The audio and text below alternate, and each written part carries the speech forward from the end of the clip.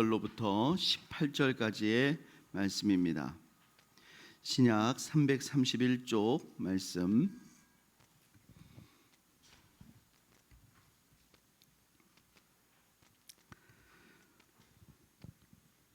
저와 여러분들이 교독하시겠습니다.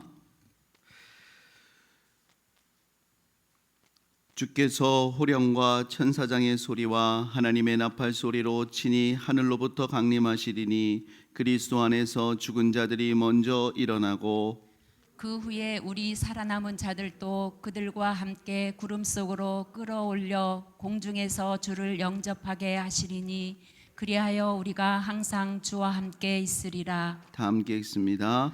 그러므로 이러한 말로 서로 위로하라. 아멘. 오늘은 갈산 성경학교 제75강 데살로니가 전서에 대한 말씀입니다. 우리 좌우 바라보면서 인사하겠습니다. 날마다 깨어 있읍시다. 데살로니가 전서는 총 5장으로 구성되어 있습니다. 그런데 크게 두 부분으로 나눌 수가 있어요. 첫 번째 부분은 1장부터 3장까지고 두 번째는 4장부터 5장까지입니다. 1장부터 3장까지는 이제 그 바울이 데살로니가 교회에 대한 그 사랑이 아주 담뿍 담겨져 있어요. 왜냐하면 이제 데살로니가 교회에서 바울이 아주 짧지만 굵게, 그리고 또 그 나올 때 밤에 좀 황급하게 너무 박해가 심해서 나올 수밖에 없었어요. 하지만 데살로니가 교회의 그 믿음이 너무나 아주 그 새록새록 일어나고 있었거든요. 그래서 그들의 믿음에 대한 하나님께 대한 감사, 또 그들을 그 교회를 그 개척했을 때 그때에 대한 그 회상, 또 그 교회가 지금 어떻게 되어 있나 너무나 보고 싶은 거예요. 그래서 본인이 가고 싶지만 그 길이 막혀서 대신 디모데를 보냈거든요. 그래서 그 디모데로부터 보고를 받은 후에 그 자신의 그 소회를 나누는 내용으로 1장부터 3장까지 그런 내용이 담겨져 있는데, 그때 그 데살로니가 성도들에 대한 그 바울의 그 사랑, 그러면서 이제 그 안에 하나님의 메시지가 담겨 있죠. 그러면서 4장과 5장은 이제 데살로니가 그 성도들에게 주는 교훈입니다. 너무나 사랑하는 교회지만 아직은 개척교회 단계예요. 어린 교회고 아직은 이제 막 성장해야 되는 그런 교회입니다. 뜨겁기는 합니다. 뜨겁기는 하지만 아직 어린 교회예요. 그래서 어떻게 신앙생활을 해야 될지 이제 권면하고 또 경계하고 또 그렇게 말씀으로 교훈하는 그런 내용을 이제 주는 그런 내용이 이제 4장과 5장에 있다라는 것입니다. 말씀드린 대로 이 데살로니가 전서의 저자는 사도 바울이고요. 이제 2차 전도 여행 때 여러분 지난번에 이제 빌립보로 갔다고 했지 않습니까? 그 마게도냐 환상을 보고 빌립보 갔다가 그 다음에 간 곳이 데살로니가예요. 데살로니가 갔다가 거기서 큰 환난을 당한 다음에 베레아로 갔는데 그 핍박한 사람들이 또 베레아까지 와서 핍박을 하니까 그 다음에 이제 아테네로 갔다가 그 다음에 아테네에서 너무 많은 우상 때문에 이제 거기서 설교하지만 잠깐 머물고 고린도로 갑니다. 고린도에 머물면서 편지를 글로 보낸 거예요. 그러니까 이제 얼마 되지 않은 그 몇 달 사이에 편지를 보내게 된 거죠. 자, 우리가 이 좀 데살로니가 이 전서를 좀 살펴보기 전에 이 데살로니가 교회가 어떻게 시작됐는가를 우리 사도행전의 말씀을 통해서 먼저 좀 우리가 살펴볼 필요가 있습니다. 우리 한번 좀 데살로니가 사도행전 17장 1절부터 10절을 우리가 좀 저와 여러분들이 교독하면서 한번 이 말씀 한번 찬찬히 한번 여러분들 한번 생각해 보면서 이걸 좀 한번 좀 마음에 좀 떠올리면서 한번 그림을 그려가면서 한번 읽어보면 좋겠습니다. 자, 제가 먼저 읽겠습니다. 그들이 암비볼리와 아볼로니아로 다녀가 데살로니가에 이르니 거기 유대인의 회당이 있는지라. 바울이 자기의 관례대로 그들에게로 들어가서 새 안식일에 성경을 가지고 강론하며 뜻을 풀어 그리스도가 해를 받고 죽은 자 가운데서 다시 살아나야 할 것을 증언하고 이르되 내가 너에게 전하는 이 예수가 곧 그리스도라 하니. 그 중에 어떤 사람 곧 경건한 헬라인의 큰 무리와 적지 않은 기부인도 권함을 받고 바울과 실라를 따르나 그러나 유대인들은 시기하여 저자의 어떤 불량한 사람들을 데리고 때를 지어 성을 소동하게 하여 야손의 집에 침입하여 그들을 백성에게 끌어내려고 찾았으나 발견하지 못함에 예수와 및 형제들을 끌고 읍장들 앞에 가서 소리질러 이르되 천하를 어지럽게 하던 이 사람들이 여기도 이르매 야손이 그들을 맞아 들였도다. 이 사람들이 다 가이사의 명을 거역하여 말하되 다른 임금 곧 예수라 하는 이가 있다 하더이다 하니 무리와 읍장들이 이 말을 듣고 소동하여 야손과 그 나머지 사람들에게 보석금을 받고 놓아주니라. 밤에 형제들이 곧 바울과 실라를 베레아로 보내니 그들이 이르러 유대인의 회당에 들어가니라. 아멘. 자, 여기에 이제 17장 2절을 보면은요, 바울이 그 데살로니가의 지역에 갔더니 유대인들의 회당이 있는 거예요. 거기서 세 번의 안식일에 들어가서 설교를 했습니다. 그랬더니 거기서 예수 믿는 사람들이 생겨난 거예요. 예수님을 믿고 예수님을 믿겠다고 따르는 사람들이 생겨났어요. 그러니까 이제 그 안에서 이제 어떤 그리스도인 무리들이 생겨난 거죠. 그랬더니 이제 유대인들이 시기가 나서 박해를 한 거예요. 그래서 더 이상 이제 유대인들의 회당에서는 말씀을 전하지 못하게 된 겁니다. 그래서 바울이 거기서 전하지 못하고 그럼 이제 어디서 이제 복음을 전해야 되냐? 그 믿는 사람들 가운데 야손이라는 사람이 있었던 거예요. 야손. 야손의 집에 가서 이제 복음을 전했던 것 같아요. 그러니까 3주 회당에서 복음을 전하고 야손의 집에 가서 조금 복음을 전했어요. 그런데 그들이 막 사람들을 이끌고 막 무리들을 이끌고 와서 막 야손의 집에 들어가서 막 행패를 놓고 나중에는 야손이 보석금을 주고서야 그들을 무마시키고 바울과 실라가 밤에 야반 도주를 할 수밖에 없는 그 정도로 막 박해가 심한 상황이니까 바울이 거기서 3주 플러스 얼마나 더 있었을까? 조금 학자마다 틀리지만 한 달에서 정말 길어도 3달 정도라고 봅니다. 왜 3달까지 보냐면 이유가 있어요. 한번 우리 그 다음 말씀 빌립보서 4장 16절 말씀 한번 읽어보겠습니다. 자, 시작. 데살로니가에 있을 때에도 너희가 한 번뿐 아니라 2번이나 나의 쓸 것을 보내었도다. 빌립보 교회에서 데살로니가에 있는 바울에게 2번이나 구제헌금을 보냈어요. 2번이나 구제헌금을 보내려면 조금은 좀 시간의 여유가 있어야 되잖아요. 그러니까 최소한 한 달에서 한 달 조금 더 넘게는 있었을 것이다. 그러니까 3주 만에 회당에서 쫓겨나고 야손의 집에서 한두 주 혹은 정말 길으면은 한 2달 정도까지는 복음 사역을 했을 텐데 사람들이 그거를 견디지 못하고 야손의 집에 쳐들어오니까 바울이 이제 뭐 야손의 집까지 완전히 무너질 지경이 되니까 그 밤에 이제 도망치게 된 거예요. 그러니까 바울의 마음에는 너무나 이 데살로니가 교회 성도들에게 미안함도 있는 거예요. 왜냐하면 바울은 몸을 피했지만 바울 때문에 예수님을 믿은 이 사람들은 여전히 예수님은 주님이다라고 고백을 하는 거예요. 그러니까 여전히 이들은 지금 환난을 당하고 있는 거예요. 그래서 데살로니가 전서에 보면은 유대인들이 내 동족인 유대인들이 나를 박해하는 것처럼 너희들은 지금 너희들의 동족에게 박해를 당하고 있다. 그러니까 이들은 지금 계속 환난을 당하고 있는 중에 있는 거예요. 근데 바울이 어쩔 수 없이 그 밤에 나오게 됐기 때문에 이들에 대해서 계속 염려가 있는 거예요. 이들이 환난 가운데 믿음을 지킬 수 있을까? 과연 지킬 수 있을까? 이런 마음의 근심이 계속 있었던 것입니다. 자, 그런 이제 배경을 아는 가운데 이제 오늘 말씀을 보도록 하겠습니다. 먼저 첫 번째는요, 믿음에 대한 감사입니다. 이 데살로니가 교회가 그 교회가 갖고 있는 믿음에 대해서 바울이 감사함으로 오늘 1장 말씀을 시작해요. 근데 여러분 진짜 놀라운 것은요, 이 데살로니가 교회가 분명히 지금 신생교회고 개척교회고 어린 교회인데 이 웬만한 연조가 있는 교회, 웬만한 신앙이 있는 그런 성도들보다 어떻게 보면 더 믿음이 좋은 것 같아요. 우리 한번 2절과 3절, 1장 2절과 3절 한번 읽어보겠습니다. 자, 시작. 우리가 너희 모두로 말미암아 항상 하나님께 감사하며 기도할 때에 너희를 기억함은 너희의 믿음의 역사와 사랑의 수고와 우리 주 예수 그리스도에 대한 소망의 인내를 우리 하나님 아버지 앞에서 끊임없이 기억함이니. 예, 이들이요 예수님 믿은 지 얼마 안 됐지만 이들에게는 믿음의 역사가 나타났고요, 사랑의 수고가 나타났고 소망의 인내가 나타났어요. 그래서요 우리 한번 7절과 8절도 한번 읽어보겠습니다. 7절과 8절, 자 시작.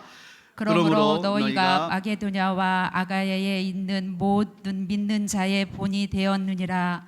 주의 말씀이 너희에게로부터 마게도냐와 아가야에만 들릴 뿐 아니라 하나님을 향하는 너의 믿음의 소문이 각처에 퍼졌으므로 우리는 아무 말도 할 것이 없노라. 지금 예수님을 믿은 데살로니가 교회 성도들의 그 믿음이 얼마나 뜨겁고 순수한지 이미 예수님을 믿고 있는 사람들이 그들의 믿음을 보면서 오히려 도전을 받고, 저렇게 예수님을 저렇게 열정적으로 순수하게 믿을 수 있다니, 오히려 막 은혜를 받는 그런 상황이 됐다는 것입니다.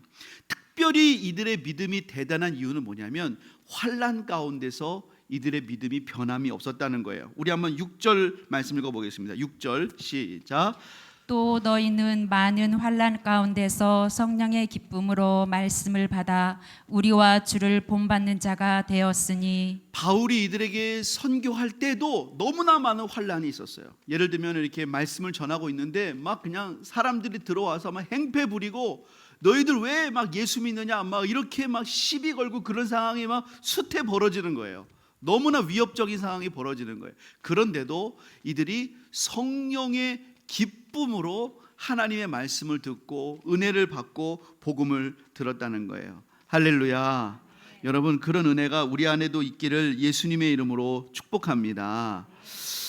자, 그러면서 바울은 계속해서 데살로니가 교회를 하나님께서 세우셨던 그때를 회고하고 있습니다. 자, 2장 말씀인데요, 우리가 그때 그 바울의 고백을 보면서 이 사도 바울의 사역 원칙을 우리가 또한 엿볼 수가 있습니다. 우리 한번 2장 3절 4절 말씀 한번 읽어보겠습니다. 3절 4절 시작. 우리의 권면은 간사함이나 부정에서 나는 것이 아니요 속임수로 하는 것도 아니라 오직 하나님께 옳게 여기심을 입어 복음을 위탁받았으니 우리가 이와 같이 말함은 사람을 기쁘게 하려 함이 아니요 오직 우리 마음을 감찰하시는 하나님을 기쁘시게 하려 함이라. 바울의 사역 원칙 첫 번째는 이거예요. 여러분, 누구를 기쁘시게 한다? 하나님을 기쁘시게 한다. 여러분, 주님의 일을 감당할 때 하나님을 기쁘시게 하는 저와 여러분 되시기를 예수님의 이름으로 축복합니다. 사람을 기쁘게 하기 전에, 또 내 자신을 기쁘게 하기 전에 하나님을 기쁘시게 하는 거예요. 내가 이것을 하는 것이 정말 하나님께 기쁨이 되는가? 여러분, 우리가 하나님을 기쁘시게 하기를 예수님의 이름으로 축복합니다. 두 번째로 여러분 5절과 6절 한번 읽어보겠습니다. 시작. 너희도 알거니와 우리가 아무 때에도 아첨하는 말이나 탐심에 탈을 쓰지 아니한 것을 하나님이 증언하시느니라. 또한 우리는 너희에게서든지 다른 이에게서든지 사람에게는 영광을 구하지 아니하였노라. 네, 사람에게 대해서는 아첨하는 말이나 탐심의 탈을 쓰지 않았다는 거예요. 여러분, 사람에게 대해서는 진실하시기를 예수님의 이름으로 축복합니다. 아니, 어제 김용만 권사님이 교회에 10시쯤 오시더니, 제가 늘 9시에 출근하거든요. 근데 잠깐 9시에 출근했다가 집에 한 10시쯤 들어갔다가 나왔는데, 목사님 지금 출근하시는 거죠? 그러시는 거예요. 그래서 제가 왜요? 그랬더니 지금 나오시는 거 아니에요? 그래서 9시에 나왔어요. 그랬더니 지금 나오시는 것 같은데? 그래서 제가 그러면 이제부터 9시에 나와서 꼭 좀 체크 좀 해달라고 제가 부탁을 했어요. 제가 가끔 9시에 못 나올 때도 있어요. 9시 5분에 나와요. 9시 5분. 제가 9시 5분에서 정말 늦어도 9시 7분 이럴 때까지는 나오려고 정말 애를 씁니다. 왜냐하면 여러분, 제가 좀 일찍 퇴근할 때는 있어요. 피곤할 때. 제가 집에 가도 계속 성경책도 보고 뭐 기도도 하고 뭐 그러니까 그렇지만 출근 시간만큼은 제가 꼭 지키려고 노력을 해요. 왜냐하면 이거는 하나님 앞에서 성도님 앞에서 또 제자님 앞에서 약속이잖아요. 이 약속이잖아요. 근데 이제 우리 권사님이 저보고 제가 10시에 잠깐 집에 나갔다. 근데 제가 좀 섭섭한 건 그거였어요. 그래도 제가 저 9시에 나왔어요. 그러면은 믿어야 되는데 안 믿으시더라고. 목사의 말도 잘 안 믿는구나. 제가 그래서 내가 아직도 신뢰감을 못 줬구나 그런 생각을 했어요. 저는요 여러분들이 제 말을 그냥 무조건 믿기를 원치 않습니다. 체크해 보셔요. 하지만 정말로 그런 신뢰감을 주는 목사가 됐으면 좋겠어요. 여러분 진짜 체크해 보셔야 돼요. 맞나 안 맞나. 사람이니까 틀릴 수 있으니까. 하지만 그렇게 진실했으면 좋겠어요. 정말 진실했으면 좋겠다. 여러분도 다 마찬가지예요. 우리가 여러분 말이 정말 진실해야 돼요. 예수 믿는 사람은 말이 진실해야 되거든요. 말을 우리가 필요한 말만 하고 안 하는 건 안 하고 그렇게 하면 안 되거든요. 정말 진실하게 말하고 그렇게 할 수 있는 우리 모두가 될 수 있기를 예수님의 이름으로 축복합니다. 자, 바울의 사역 원칙 세 번째가 있습니다. 우리 8절과 11절 읽어보겠습니다. 8절 자 시작. 우리가 이같이 너희를 사모하여 하나님의 복음뿐 아니라 우리의 목숨까지도 너희에게 주기를 기뻐함은 너희가 우리의 사랑하는 자 됨이라. 11절 읽어보겠습니다. 시작. 너희도 아는 바와 같이 우리가 너의 각 사람에게 아버지가 자기 자녀에게 하듯 권면하고 위로하고 경계하노니. 예, 바울은 그들에게 정말로 목숨까지 줄 마음이었다고 얘기해요. 바울이 근데 밤에 도망쳤잖아요.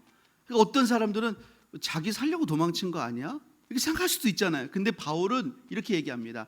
난 하나님 앞에 난 정말 하나님을 기쁘시게 하기 위해 사역했고 나는 아첨의 말이나 탐심의 탈을 쓰지 않는다.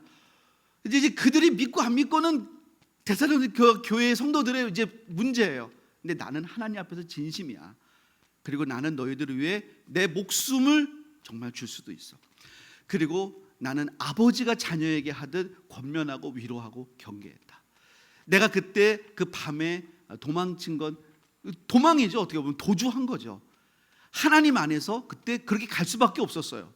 하나님이 그렇게 인도하셨어요. 근데 그럴 수밖에 없었고 다시 가고자 했지만 그 모든 상황이 허락하지 않았어요.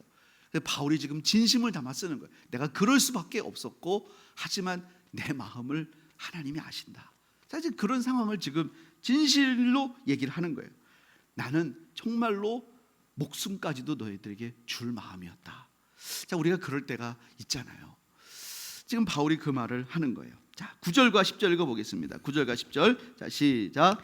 형제들아 우리의 수고와 애쓴 것을 너희가 기억하리니 너희 아무에게도 폐를 끼치지 아니하려고 밤낮으로 일하면서 너희에게 하나님의 복음을 전하노라. 우리가 너의 믿는 자들을 향하여 이렇게 거룩하고 옳고 흠없이 행하였는지에 대하여 너희가 증인이요 하나님도 그러하시도다. 데살로니가 교회는 이제 막 신생 교회였어요. 그러니까 이제 예수님을 믿고 무슨 완전히 자립한 교회가 아니에요. 그러니까 바울은 빌립보 교회로부터는 선교 헌금을 받았어요. 하지만 데살로니가 교회는 재정적인 부담을 주지 않았어요. 그러니까 빌립보 교회로부터 받은 그거 가지고는 생활하기가 어려운 거예요. 바울 혼자만이 아니라 바울도 있지, 실라도 있지, 디모데도 있지. 그러니까 바울이 이 가죽 만드는 일을 가죽으로 천막 만드는 일인데 이게 굉장히 고부가가치의 산업이었거든요. 그러니까 이거를 일을 하면서 또 밤낮으로 복음을 전했던 거예요. 그런 일들을 병행해서 그가 했다는 것입니다. 그래서 내가 너희들에게 조금이라도 폐를 끼치지 않으려고 했다. 바울은 그들에게 폐를 끼치면서 사역하지 않으려고 하는 것이 그의 사역의 원칙이었다라고 지금 말을 하고 있는 것입니다. 자, 이제 그 다음에는요 바울의 이제 간절함과 디모데의 보고를 이제 보도록 하겠습니다. 우리 한번 3장 1절 2절 말씀 한번 읽어보겠습니다. 3장 1절 2절 자 시작. 이러므로 우리가 참다 못하여 우리만 아덴에 머물기를 좋게 생각하고 우리 형제 곧 그리스도의 복음을 전하는 하나님의 일꾼인 디모데를 보내노니 이는 너희를 굳건하게 하고 너희 믿음에 대하여 위로함으로. 예. 그런데 사도 바울이 이렇게 그들을 떠나왔지만 계속 기도하죠. 계속 기도하지만 그렇게 환난이 심한데 이들의 믿음이 과연 제대로 서 있을까?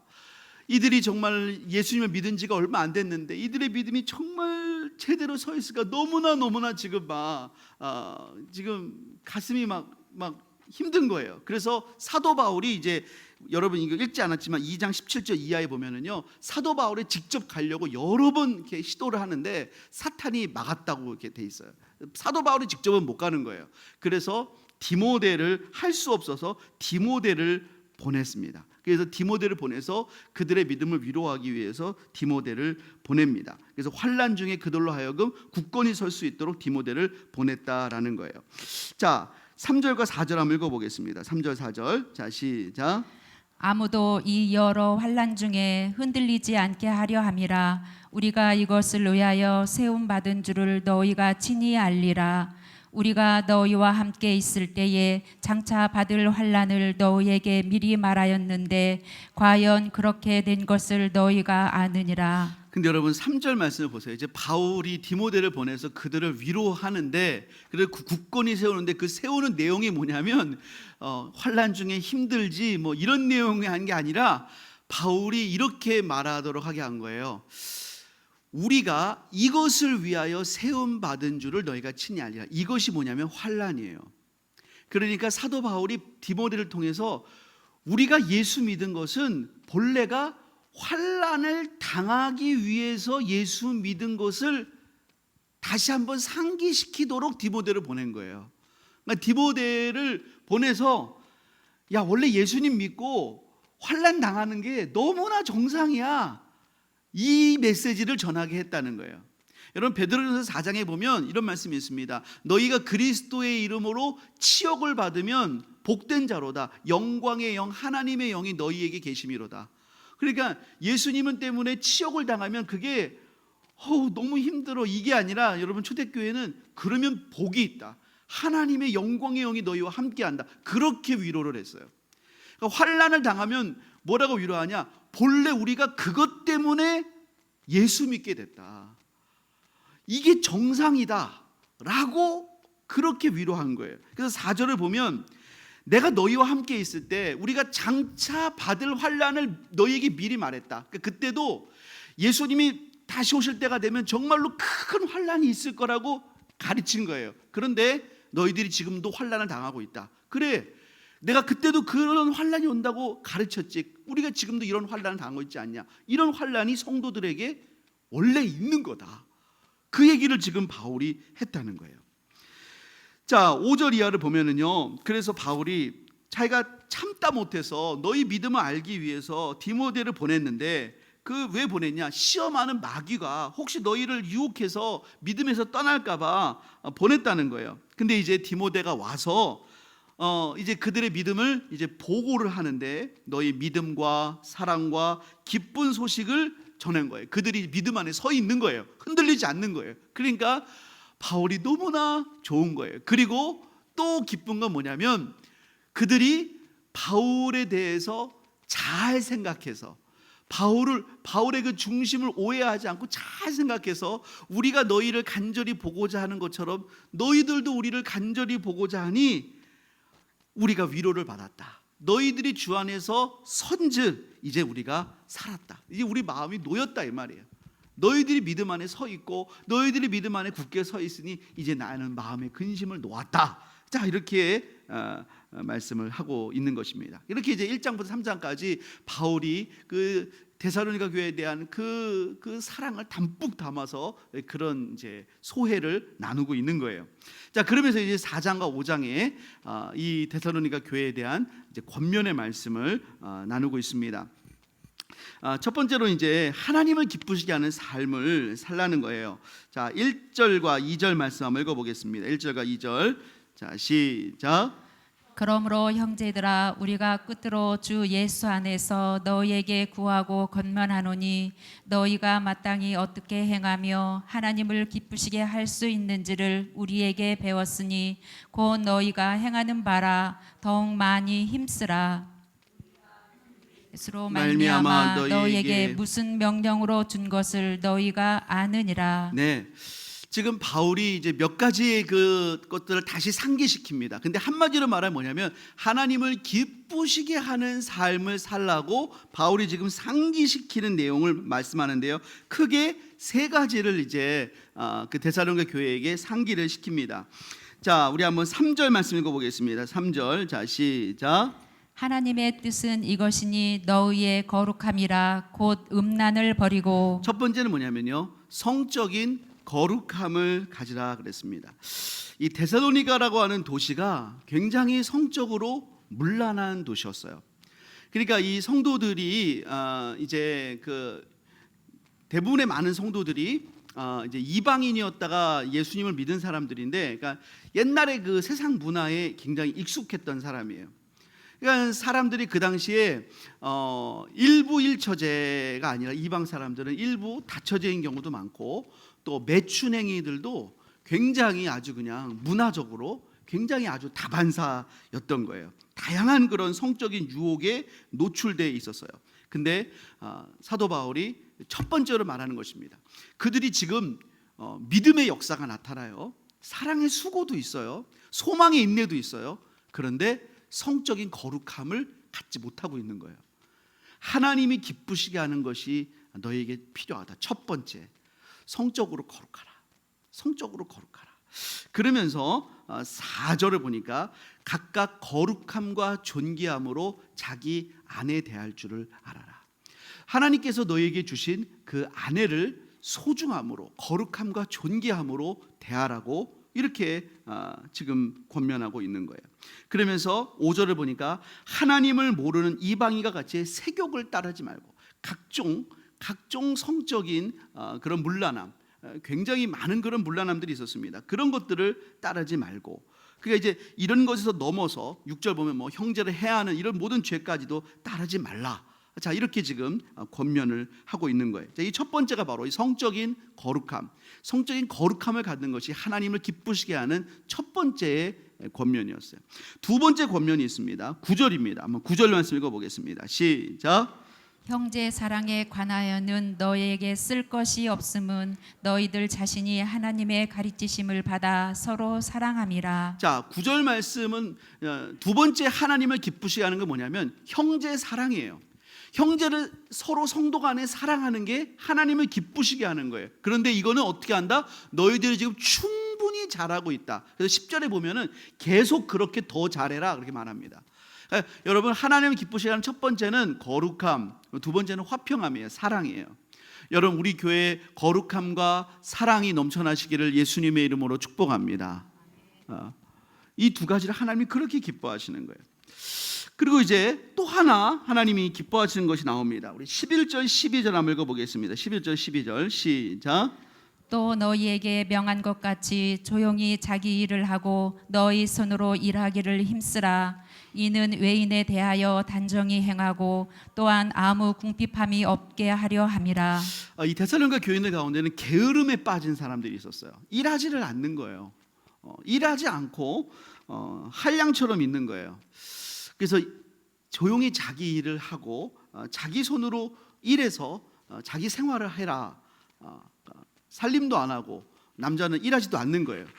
자기 일을 해라. 이렇게 지금 말하고 있어요.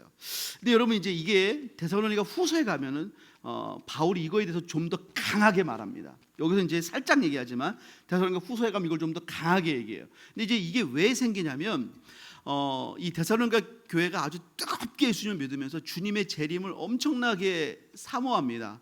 주님의 재림을 사모하다 보니까 주님이 오실 건데, 주님이 정말 곧 오실 건데 뭐하러 일하지?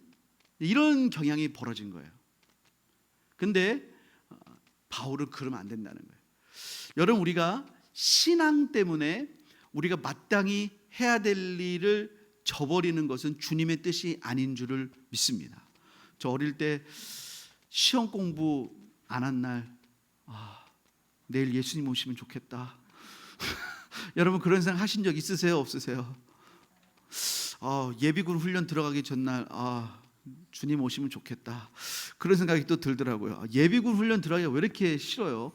그런 생각이 또 들더라고요. 근데 여러분, 하나님의 뜻은 우리가 마땅히 해야 될 일을 하는 것이지, 신앙이라는 이름으로 우리가 마땅히 해야 될 일을 안 하는 것은 그건 하나님을 기쁘시게 하는 게 아니에요. 일을 안 하면서 예수님 오실 건데, 제가 아는 어떤 목사님이 그랬어요. 결혼하지 마. 마지막 때 무슨 결혼해. 결혼하셨어요, 그분도. 물론 여러분 성경에 보면 말합니다. 오실 때 가까이기 때문에 사도 바울이 나처럼 혼자 지내는 것도 좋으니라, 그 말씀도 있어요. 그러나 뭐라고 말했을까? 그것은 아무나 그렇게 하는 게 아니라 그런 은사를 받은 사람이 이렇게 하는 거예요. 그런 은사를 받지 못한 사람은 결혼해서 같이 주님의 때를 준비하는 게 맞는 거죠. 그 목사님은 그런 은사를 못 받으신 거죠. 결혼하신 거예요. 그러니까 여러분, 우리가 주님이 오실 때가 된다 하더라도 우리에게 맡겨주신 이 교회 일도 그렇고 그런 것도 그렇지만 마땅히 내가 해야 될 일들을 여러분 잘 감당할 수 있기를 거룩하신 주님의 이름으로 축복합니다. 그게 주님을 기쁘시게 하는 일이다라는 거예요. 자, 그래서 이거에 대해서 바울이 아직 어린 교회이기 때문에 분별이 없는 거예요. 막 열정은 있는데 이 균형이 아직 없는 거죠. 그러니까 이제 이런 거에 대해서 이제 가르쳐 주는 거예요. 이런 거를 미리 미처 가르쳐 주지 못한 채 지금 바울이 오게 된 거예요. 다른 교회들은 이걸 다 가르쳐 줬는데, 그러니까 하나님이 그렇게 빨리 나오게 하신 것도 다 이유가 있는 거예요. 그러니까 이게 성경이 쓰여진 거죠. 우리가 이걸 알 수 있는 거예요. 만약에 다 성숙한 교회면 이걸 어떻게 알았겠어요? 그러니까 하나님이 다 은혜죠. 자, 이제 그 다음에 또 어떤 문제가 벌어졌냐면, 이들이 이제 너무나 주님의 재림을 사모하니까 어떤 일이 벌어졌냐? 주님이 오시기 전에 그러면 죽은 사람들은 어떻게 되냐? 너무나 불쌍하지 않냐? 이런 거에 대한 또 문제가 벌어진 거예요. 그래서 주님 오시기 전에 죽은 자들은 어떻게 됩니까? 이런 거에 대해서 질문하는 것이 디모데를 통해서 이제 질문이 들어온 거죠. 자, 우리 4장 13절 한번 읽어보겠습니다. 자, 시작. 형제들아, 자는 자들에 관하여는 너희가 알지 못함을 우리가 원하지 아니하노니 이는 소망 없는 다른 이와 같이 슬퍼하지 않게 하려 함이라. 자, 일단은 이렇게 돌아가신 분들에 대해서 이렇게 말합니다. 자는 자들. 자는 자들이라고 하는 것은 주 안에서 잔다는 것은 깬다라고 하는 것을 전제하고 있어요. 그런데 사도 바울은 그들의 죽음에 대해서 우리가 슬퍼할 수 있다고 말합니다. 여러분, 우리가 예수님을 믿지만 우리 가족이나 또 믿는 성도님들이 돌아가셨을 때 우리가 여러분 슬퍼할 수 있습니까? 없습니까? 슬퍼할 수 있죠. 예수님도 나사로가 죽었을 때 나사로를 곧 살려내실 거지만 슬퍼하시면서 우셨어요. 그러니까 우리 여러분 슬퍼할 수 있어요. 근데 바울은 이렇게 말하는 거예요. 슬퍼할 수 있어요. 다만 문제는 소망이 없는 사람처럼 슬퍼하지는 말라는 거예요. 우리는 소망 중에 슬퍼하는 것입니다. 우리는 소망 가운데 슬퍼하라는 것입니다. 왜냐하면 우리에게는 부활의 소망이 있기 때문에 그렇습니다. 우리 14절 15절 읽어보겠습니다. 14절 15절. 자, 시작. 우리가 예수께서 죽으셨다가 다시 살아나심을 믿을진데 이와 같이 예수 안에서 자는 자들도 하나님이 그와 함께 데리고 오시리라. 우리가 주의 말씀으로 너희에게 이것을 말하노니 주께서 강림하실 때까지 우리 살아남아 있는 자도 자는 자보다 결코 앞서지 못하리라. 네, 예수 안에서 자는 자들, 그들을 하나님께서 주님이 재림하실 때 그들을 데리고 오신다. 그러면서 이제 순서가 있어요. 주님이 이제 부활의 첫 열매고, 그리고 이제 예수님 안에서 이제 돌아가신 분들, 그들이 이제 다 부활되고, 그리고 이제 예수님 오실 때까지 살아남은 사람들이 그때 이제 그 다음에 이제 다 부활의 몸으로 변화돼서 주님 앞에 휴거돼서 주님을 영접하게 되는 그런 순서로 주님을 맞이하게 됩니다. 그래서 오늘 우리 본문이기도 한 4장 16절부터 18절 한번 읽어보겠습니다. 시작. 주께서 호령과 천사장의 소리와 하나님의 나팔 소리로 친히 하늘로부터 강림하시리니 그리스도 안에서 죽은 자들이 먼저 일어나고 그 후에 우리 살아남은 자들도 그들과 함께 구름 속으로 끌어올려 공중에서 주를 영접하게 하시리니 그리하여 우리가 항상 주와 함께 있으리라. 그러므로 이러한 말로 서로 위로하라. 여러분, 이때 주님께서 우리를 다 주님께서 맞아주실 텐데 주 안에서 죽은 자들도 주 안에서 자는 자들도 또 살아있는 자들도 주님을 다 만나게 될 것입니다. 여러분, 우리가 그때 주님 앞에 다 설 수 있기를 예수님의 이름으로 축복합니다.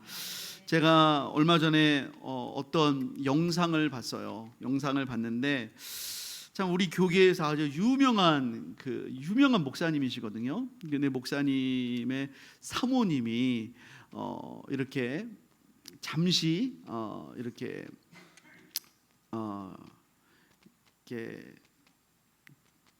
죽었다가 이렇게 살아나셨. 거의 뭐 이제 목사님이 선교 기공식 하러 갔다 오시는 사이에 목사님 오시면 이제 산소호흡기만 떼려고 거의 뭐 의학적으로는 죽었다고 판정난 그런 상황이었다는 거예요. 근데 이제 목사님 돌아오셨는데 살아나신 거예요. 그 사이에. 그러면서 목사님이 오셨는데, 그러니까 목사님이 이제 그 소식을 듣고 얼마나 가기 전에 사고를 당했는데 그때만 해도 괜찮았는데 그 선교제 가는 사이에 사모님 막 의식을 잃고 막 이렇게 된 거예요. 그래서 목사님이 돌아오려고 해도 비행기 편이 없어가지고 막 계속 기도하면서 막 하다가 그 기공식 마치고 돌아왔는데 돌아와서 보니까 막 이제 산소호흡기 막 이렇게 된 상황인 거예요. 근데 이제 봤더니 의식이 돌아왔다 그래서 막 병원으로 달려가신 거예요. 달려갔는데 사모님 목사님을 보니까 목사님이 기대한 게 뭐겠어요? 여보 반가워요. 기도해줘서 고마워요. 뭐 이랬을 거 아니에요. 이 목사님은 되게 유명한 목사님이고 아주 은혜로운 목사님이고 부흥사고 뜨거운 목사님이고 신실한 목사님이에요. 근데 목사님 목회 똑바로 하세요. 그러더라는 거예요. 왜 그랬더니 자기가 잠깐 죽었는데 자기가 이렇게 영이 이렇게 천사인데 그분이 얘기니까, 이게 성경은 아니에요. 여러분. 성경처럼 믿지 마세요. 그냥 그분 얘기니까 장로님들이 모여있으면서 사모님이 이제 임종예배 드리는 걸 제가 영적으로 봤다는 거예요. 그 임종예배 드렸거든요. 제가 이렇게 천사가 있는데 천사가 잠깐 지옥을 보여줬는데 그 지옥에서 돌아가신 자기네 교회 권사님이 있다는 거예요. 그래서 천사한테 물었더니 아니 왜 우리 권사님이 여기 계세요? 했더니 이 암흑의 권사는 교회는 다녔는데 예수는 안 믿었다는 거예요. 교회는 다녔는데 예수는 안 믿었다는 거예요. 그래서 이분이 정신이 돌아오자마자 목사님한테 교회 성도도 지옥 가게 하는 목사가 목회 똑바로 하세요 그랬다는 거예요. 그래서 이 목사님이 회개했다는 그걸 보면서 제가 한 대 얻어맞은 느낌.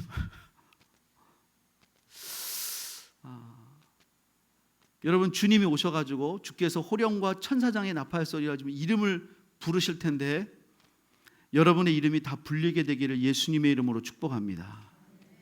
할렐루야. 김하율 아멘.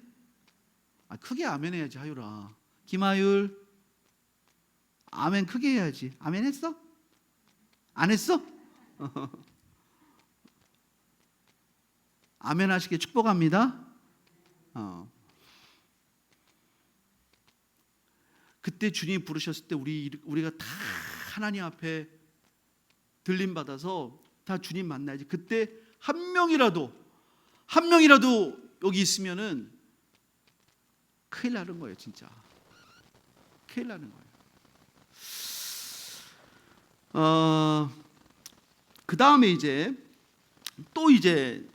이 데살로니가 교회가 또 관심 갖고 있었던 게 또 있었어요. 이들이 또 이제 어린 교회이기 때문에 또 뭐에 또 이렇게 관심이 많았냐면, 우리 한번 5장 1절 한번 읽어보겠습니다. 5장 1절. 자, 시작. 형제들아, 때와 시기에 관하여는 너희에게 쓸 것이 없음은.